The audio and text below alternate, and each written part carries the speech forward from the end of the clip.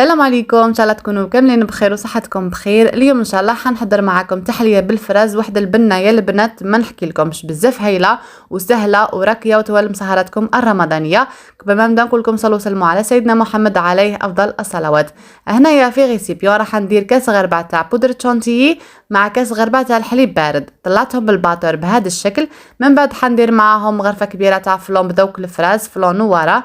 ندير ايضا زوج مغارف كبار تاع غونادين ولا مستخلص الرمان، وندير زوج بايت تاع الياغورت جنينه بذوق الفراز. حطيت كامل المكونات مع بعضهم، راح نرجع نطلع كلش بالباطور. صدقوني هاد الكريمه تجي بزاف بنينه. هاي لكم الكريمه تاعي راهي واجده، نحطها على جنب. نرجع راح نحضر معكم الحليب تاعي. درت معاه مغرفه كبيره تاع غونادين، حوالي كاس تاع الحليب. ايضا نحتاج البسكوي، استخدمت بيفا. وهنايا في البايركس راح نحط البسكوي تاعي نستفو بعد ما نكون شمختو بالحليب، ونحطوه كطبقه اولى من تحت بهذا الشكل، عمر كامل الفراغات. من بعد نجيب الكريمه تاعي ونحطها فوق طبقه تاع البسكوي عفوا.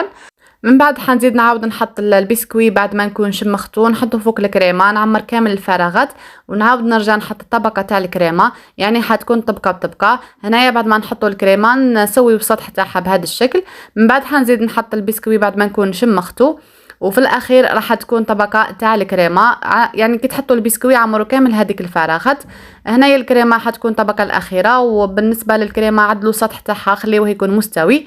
بعد ما نحط الكريمه تاعي كامله حنجي للتزيين. بالنسبه للتزيين عندي الفراز كنت قطعتها دوائر بعد ما نكون غسلتها، ونقطعها دوائر بهذا الشكل.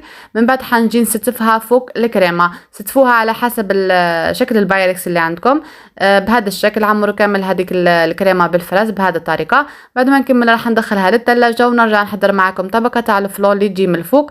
عندي هنايا كاس ناقص اصبع تاع الماء مع كاس مع عفوا الكميه اللي بقات تاع الفلون. بعد ما نحطهم على النار خليهم يغليو. بعد ما يغليو خليهم يبردوا شويه، من بعد فرغوهم فوق الفراز بهذا الشكل باش ما تذوبلكمش الكريمه. بعد ما نكمل حندخلها للثلاجه تبرد وتتماسك طبقه تاع الفلون اللي من الفوق. وفوالا التحليه تاعي راهي واجده، قدموها وهي بارده، صدقوني من اروع ما يكون، بزاف بنينه، طعمها بزاف هايل. نتمنى تجربوها وتعجبكم وتبارطاجوها مع احبابكم وصحابكم اللي تاعهم الفائده. تحليه توالم سهراتكم الرمضانيه وشكلها بزاف راقي. وحنقطع معكم تحليه باش تشوفوها، ما نحكي لكمش على هذيك البنه بزاف هايله. استنوني في فيديو جديد، مع الف سلامه.